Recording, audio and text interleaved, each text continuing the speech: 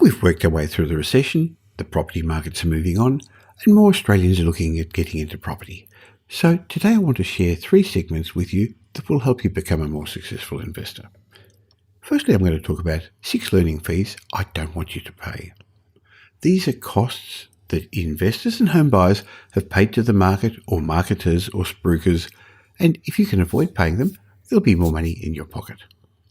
Secondly, I'm going to have a chat about some new urban trends with leading demographer Simon Kuestenmacher. Simon's a regular guest on this podcast and one of the most popular ones, and we're going to talk about how the coronavirus pandemic has forced all of us to reevaluate how we live and what that's going to mean to you for your own lifestyle, but also as a property investor or a business owner.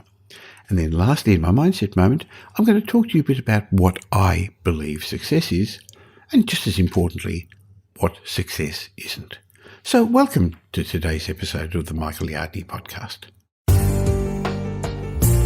Welcome to the Michael Yardney podcast, where twice each week you will learn a number of new ideas regarding success, property investment and money in around 30 minutes. Our show is brought to you by Metropole, who specialise in helping you grow, protect and pass on your wealth through strategic property and wealth advice. Now here's your host, Michael Yardney, Australia's authority in wealth creation through property, who has been voted one of Australia's top 50 most influential thought leaders.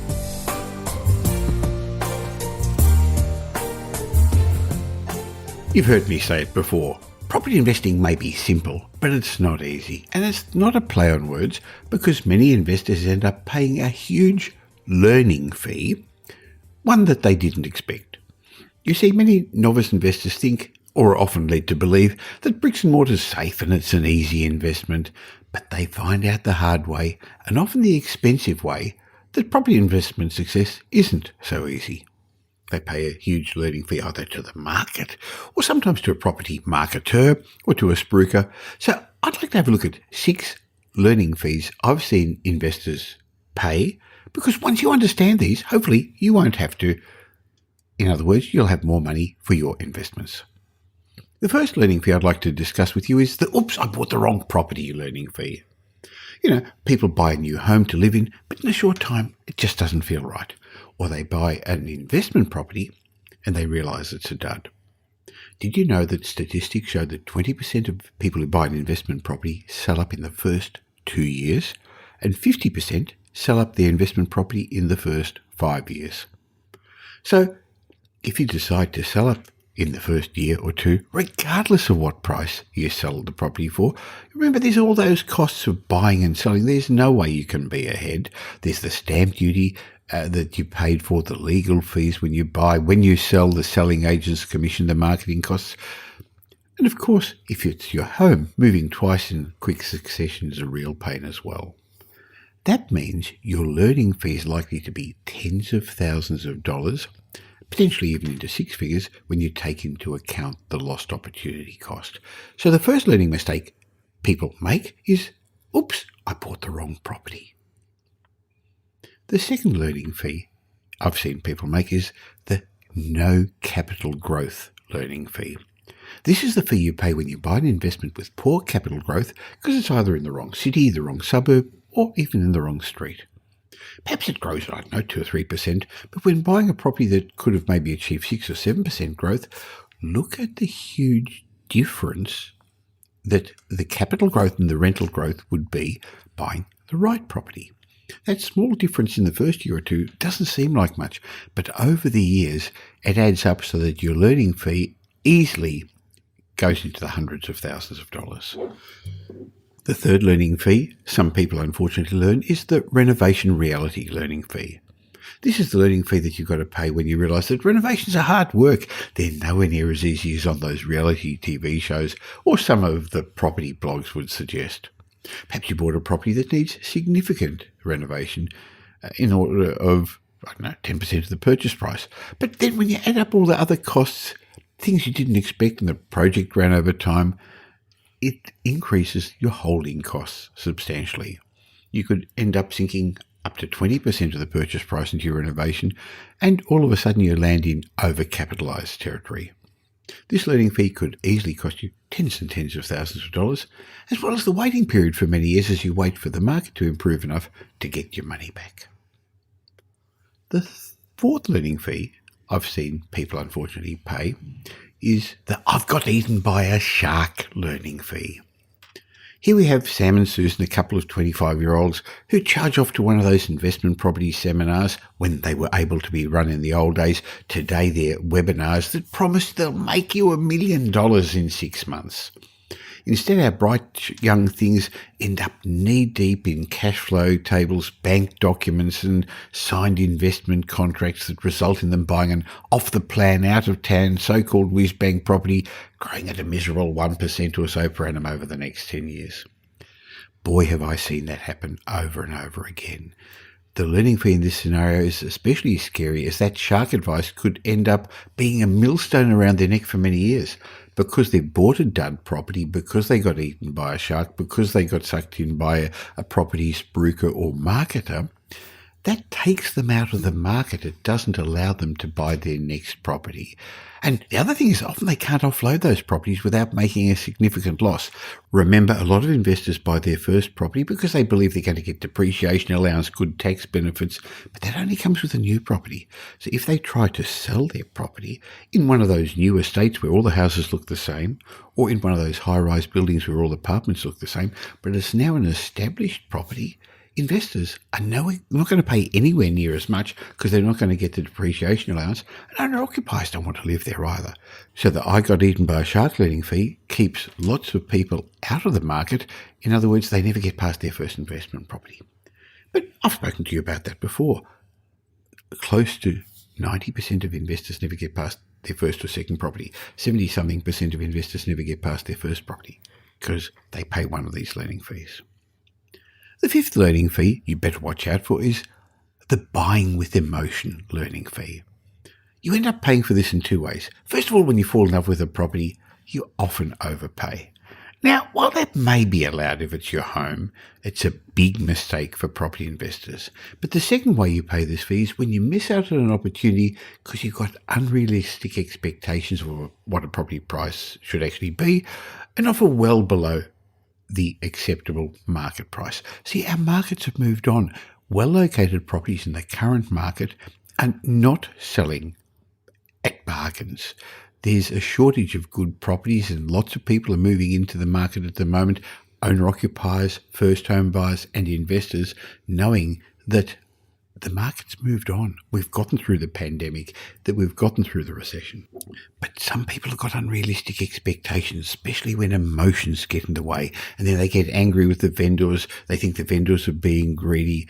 This learning fee is about your own ignorance and not remaining objective and basing your negotiations on cold hard facts, comparable sales, what's going on in the market. Either way, the learning fee of either paying too much because you fall in love or missing out because you're being a bit obstinate, it means you could end up paying considerably. The sixth learning fee that I've seen people pay to the market is the negotiation learning fee. This is the extra cost when you're too afraid or too inexperienced to negotiate on price. See, many property purchasers, whether they're home buyers or investors, are what I call shark bait to selling agents because they're highly trained negotiators. They've been taught how to get top dollar for their clients, the seller. All big estate agencies do a lot of training for their salespeople, and the difference between an average selling agent and a good selling agent is really their negotiating ability. So what should you do as a property investor or a home buyer? Many of us have been taught to learn from our mistakes, but in my opinion, it's too expensive. It's too demoralizing. Rather than paying a learning fee to the market, why not pay a property strategist to work with you, help you design your investment journey by creating a customized strategic property plan for you? Now, yes, I have a vested interest. My team at Metropole are property strategists, and we help lots of property investors and home buyers. But we've seen the results they get. We've seen how many of our clients end up with 3, 4, 5, 6 properties when the average investor never gets past their first one. So I know it's much easier and cheaper and significantly reduces your learning fee to pay for advice rather than to make mistakes. However, to secure your financial future as the property markets move on, you're going to need more than just a buyer's agent, because buyer's agents are order takers now. Our team has got some great buyer's agents, but they only know their own patch. And I know some buyer's agents fly interstate and fly in and out. That doesn't give you the perspective that you require to make it work. You need more than the property strategist. You need a holistic approach to your wealth creation future. And that's what our team at Metropole do. We help you grow, protect, and pass on your assets to future generations. Why not have a look at what we do? Go to metropole.com.au. You'll find we customise the solution to meet your specific needs. If you're a beginning investor, it's obviously very different to if you're an experienced investor, or if you're a professional investor, we'll often help you get involved in property development. Why not make your investment journey safer? Let us provide direction. Let us help you with clarity in these changing times. Using our services really is a form of insurance against paying that kind of hefty learning fee that I've just outlined to you. In life, we all pay. The question is, how much? So go to metropole.com.au and find out what we do.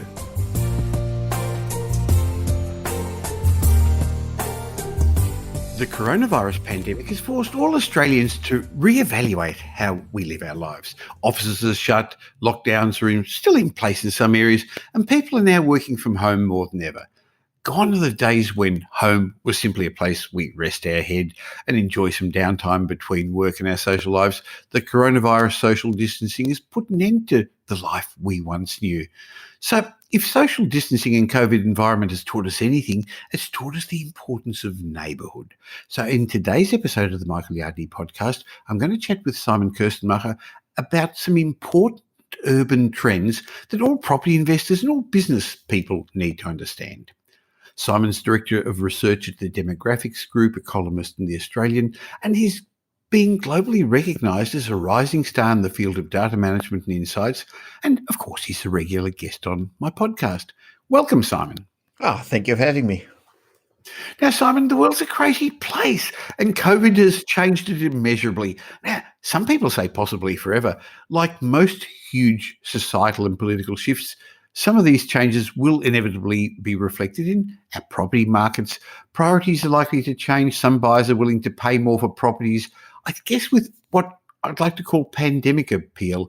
If you could leave your home and be in walking distance or a short trip to a great shopping centre, your favourite coffee shop, amenities, maybe a beach, a park, these recently implemented coronavirus restrictions have shown us how important all this is. So, Simon, why is neighbourhood going to be so important moving forward?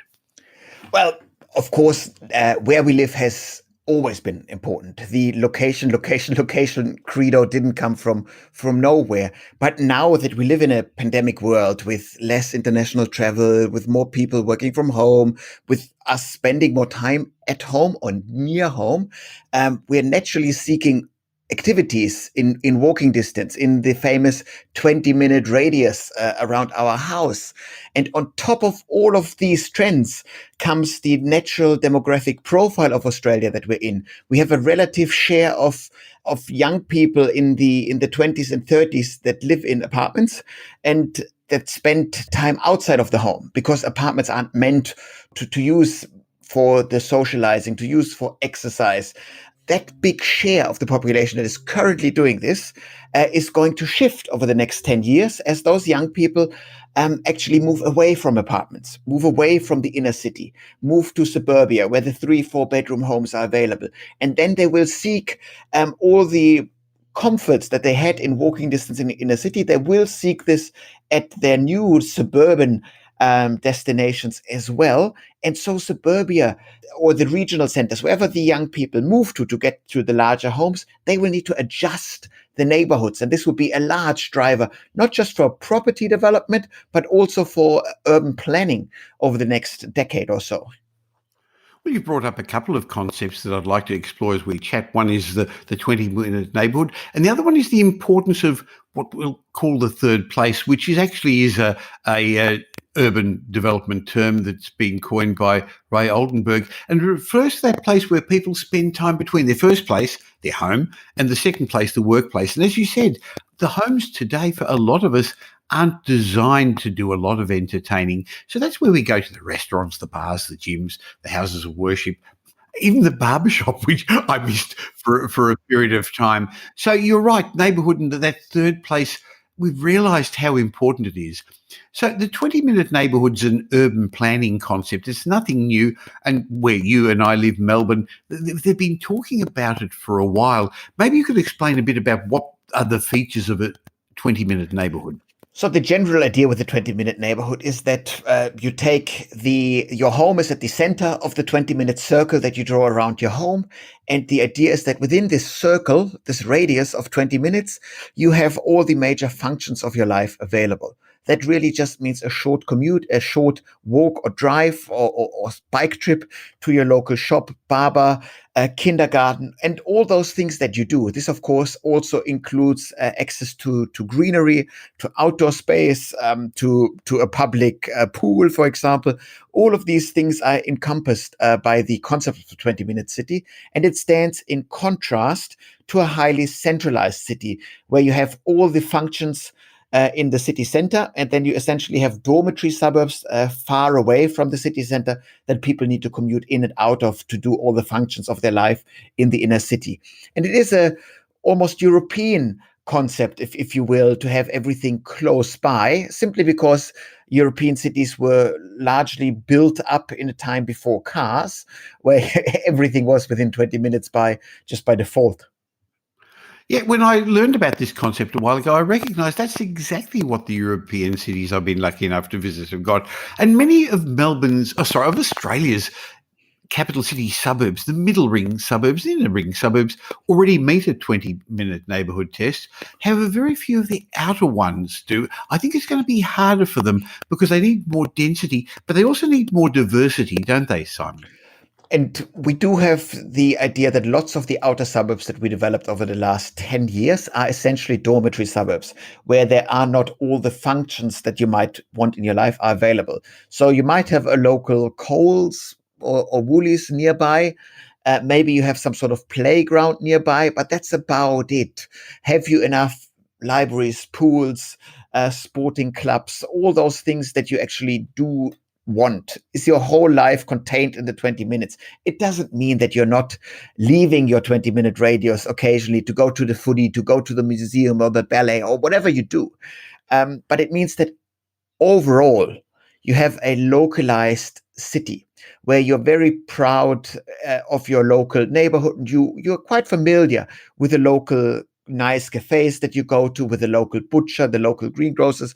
You have all those pieces in connection, and that's exactly what we've seen in the pandemic, that you grow quite close and comfortable with those local shops, that you put a higher emphasis on them being around. And I do think that this will actually carry through the pandemic. Well, we've always said that location does a vast majority of the heavy lifting in the capital growth of properties because more people want to live in certain locations. And it's not just owner-occupiers, it's also tenants who are going to want to live in these areas.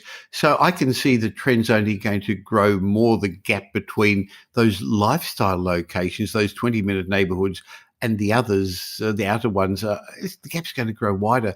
But back to this third place concept, I think we've also recognised that people want a destination to go to where they feel part of. They've actually felt that they've missed out from this lately. In recent years, people always complained about city living, that it is very anonymous, that you don't know your neighbors, that you don't know the local shopkeeper, simply because there are too many people churned around. But if you live in a 20-minute neighborhood, all the third places are actually very close to you. And after a while, particularly us in Melbourne, if you only could get your takeaway coffee from the same couple of cafes over the last 7 months or so, people did know your name, and you did get into a reasonably close conversation and contact with people. And it's a nice feeling. You do feel grounded in your local community. So I know that I live in Brighton and I'm very lucky here.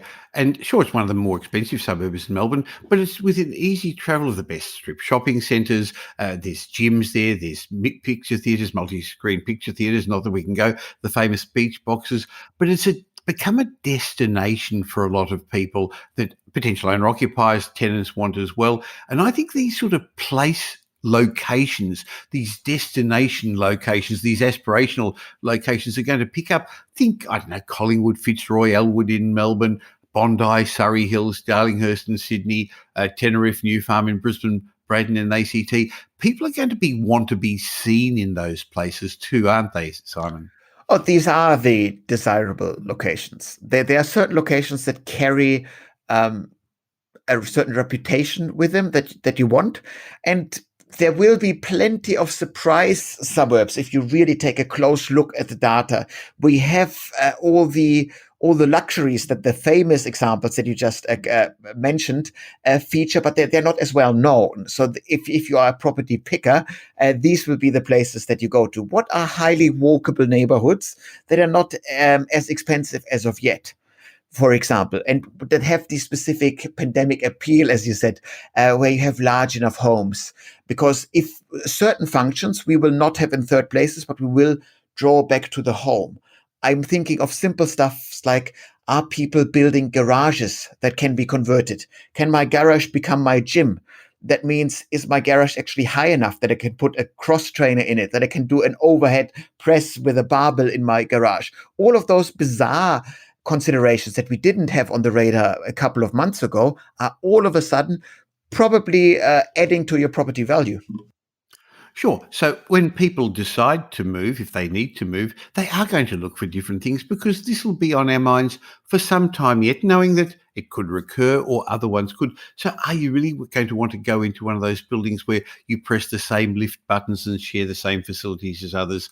Most people are going to want to have a Zoom room. So while there will be room for one bedroom apartments, as soon as people partner up, Simon, I can imagine they're going to want an extra room for having that home office, the work office. When they have their child, they're going to want an extra room again. We're upsizing a little bit, but we're going to still want to be in those good locations. Absolutely. So the location consideration is front and center over the next 10 years. But of course, we do have lots of people that will consider one bedroom apartments as ideal. Students, newly arrived migrants, skilled migrants, they will first settle in a small rental unit close to their job, and then over time learn how their city works, learn where the interesting suburbs are, and then move to larger homes. But the problem, of course, if you are invested in an inner city one bedroom apartment at the moment, is that there will be fewer of them around in the next 10 years than there were in 2019. So that's a problem. But the main game in property will be the young families, will be the millennials seeking family-sized homes over the next 10 years. And those 3 and 4 bedroom houses, they are only available in the regions, in suburbia. And so those families, while they could theoretically live in a European style 4 or 5 bedroom flat in the inner city, they won't do this in Australia because these dwellings are not available here. So you just move out. There's also the talk that some people are going to move to regional areas to see change, tree change, or I don't know if anyone's called it coronavirus change yet, COVID change locations. But when you look at the various demographics, I'm not sure how much that'll happen. There's anecdotal evidence that is happening, Simon. There's evidence on property searches, but are people just searching or are they actually going to move? Because for young people, it depends upon your the age group, the millennials, they're the ones who are more likely to be moving in their lifetime. But are they going to go where there aren't as many jobs or there's not as likely to get a date and if you haven't got the right number of pubs or clubs around you? That's right. So the move towards regional Australia, I do think will occur, but it's important to understand who will be moving. So if you are single, you are much better off actually in a large city, simply because there's a larger pool. And so young singles will probably be hesitant to go to a regional center, I would suggest.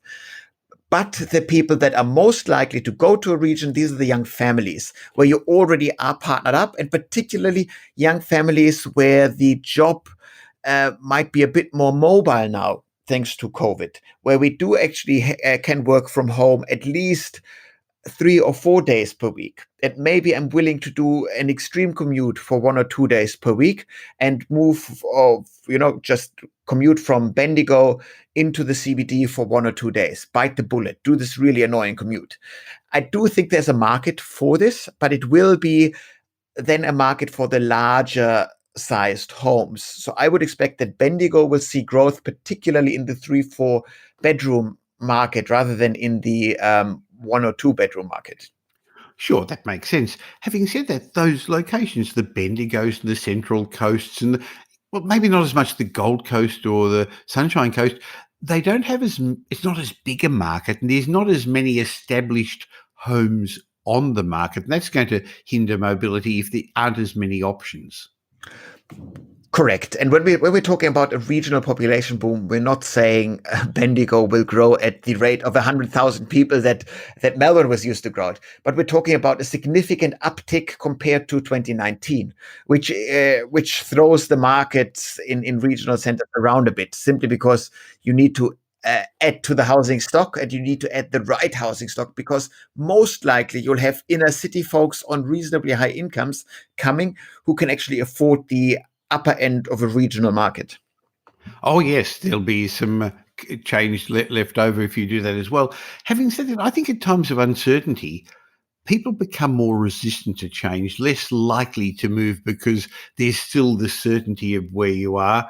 And pandemics cause stress. And I guess one of the big stresses that's said to be as bad as a relationship breakup or divorce is moving house as well. So while it may actually seem like a good idea, it'll be interesting to see how many people actually go ahead with it. And we are still operating with unknowns. We do know how the traditional Australian city works with the CBD, and we're now decentralizing a bit more with taking jobs out of the CBD, at least for part of the week, into the home. And we don't know at scale how this will work out. And there are different school of thoughts. There are people with lots of vested interest into getting people into the CBD or getting people out of the CBD. So this discussion is well alive in order to understand how this will play out. I do think that the CBD isn't dead at all. Like this discussion, every now and then you hear that the CBD will dry out. The CBDs of Australia have 3, maybe 4 really difficult years ahead, where we don't add enough young people, young students, young skilled migrants to the inner city. But once they come back, and according to the recent budget papers, they are supposed to come back in 2023 or thereabouts, then the CBDs will recover. So I can say this because I'm not building skyscrapers in the CBD. I'm not financially invested into the health of the CBD. But some people, of course, have their businesses bet on this.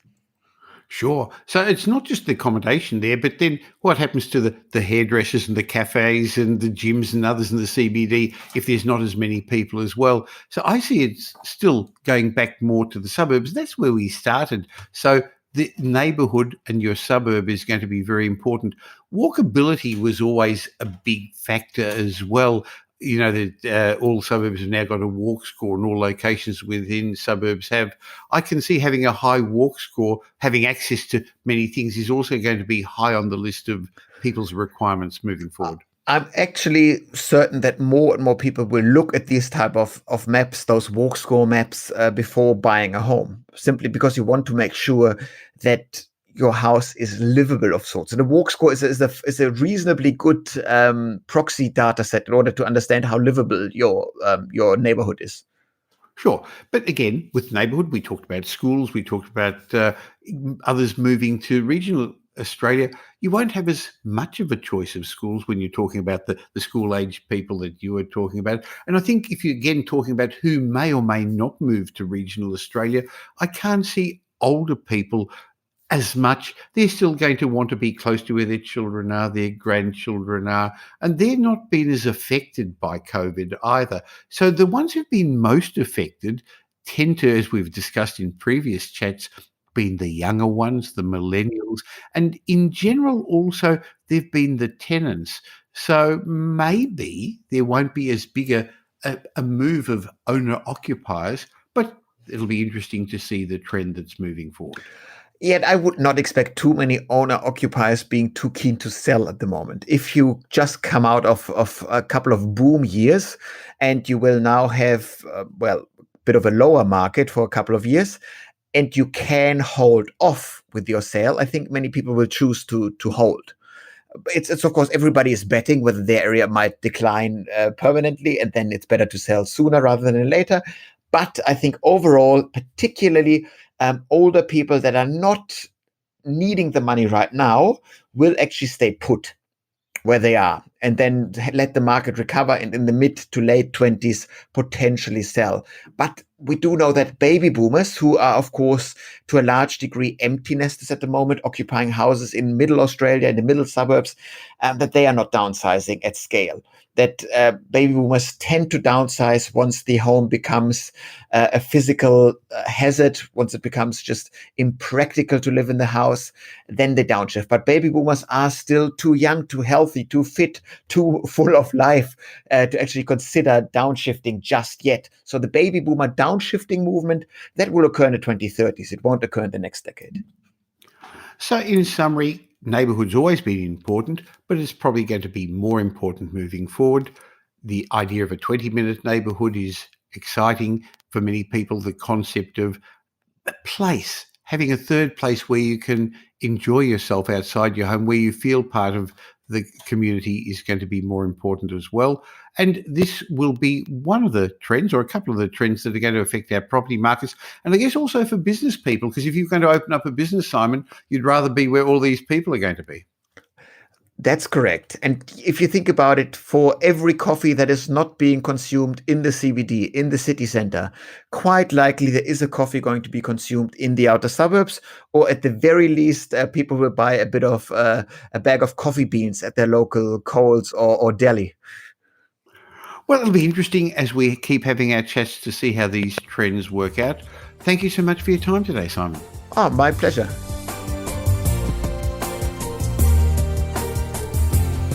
Now here's Michael's mindset message. Remember, a change in your thinking will lead to a change in your life.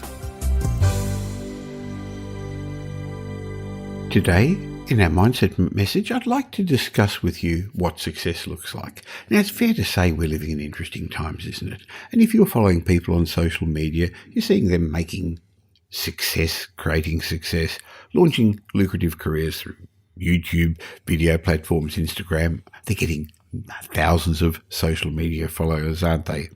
Now, good luck to those who are doing it. And of course, some of them in these celebrity-driven eras lose sight of what success really means.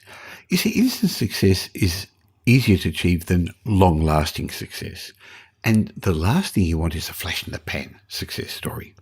So, in the teachings I give in my podcasts, in my blogs, in my videos, in my books, I want people to learn the fundamentals of achieving success based on a long-term vision. Now, success that doesn't last isn't really success anyway, is it? So I thought I'd just take a moment to discuss with you what success looks like. Let's start off with what success is not. Success isn't about showing off. While financial freedom is a big part of success, the truly well-off, they don't flaunt it. I know people will show you on the Instagram their fancy cars and their beautiful clothes, but having a lot of money is a reflection of how hard you've worked, and you should be proud of it. But using it to show off with displays of wealth, in my mind, that's tacky. Success isn't about buying more things, because once you start to achieve financial freedom, it's tempting to go and buy more things. But my advice is always to be very careful about what you spend your money on. Pick a few luxuries that you're going to enjoy. Spend your money on those. And then save the rest. Invest the rest. Of course, success isn't about keeping up with others either, is it?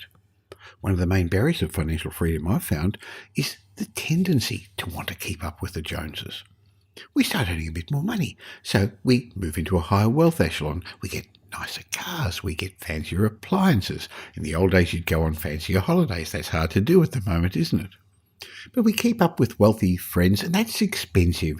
And many people don't stop to ask themselves, do they even need the latest new iPhone or the latest car? They're just doing it because everyone else is doing it, and that gets expensive. Success isn't about winning. If you're striving for something just to prove a point to somebody else, then you're not really chasing your own success story. Forget about equating success with beating the opposition. It's about your own measure of achievement. So what is success? Well, we've all got our own ideas of success, but here's my version. I think success is the freedom to shape your own life. I think this is the number one reason many of our clients at Metropole want to achieve success. It's not the money that matters so much, but the freedom that the money gives, the choices. It means they could work less if they want to, while others it means travelling more. It could mean freedom and time to learn new skills or provide a more comfortable retirement or give back to the community. In my mind, success is reaching your potential. I'm a big believer that we've all got the gift that gives us the chance to do something extraordinary with our lives. We all have that ability. It could be starting a business. It could be helping others. It could be leaving a legacy. But whatever it is, there's no mistaking the feeling of work that satisfies the deep need in you. That's success. Following your own track. Sometimes in order to achieve that, you need to go down rabbit holes that others wouldn't go down or follow a gut feeling that makes no sense to friends or family.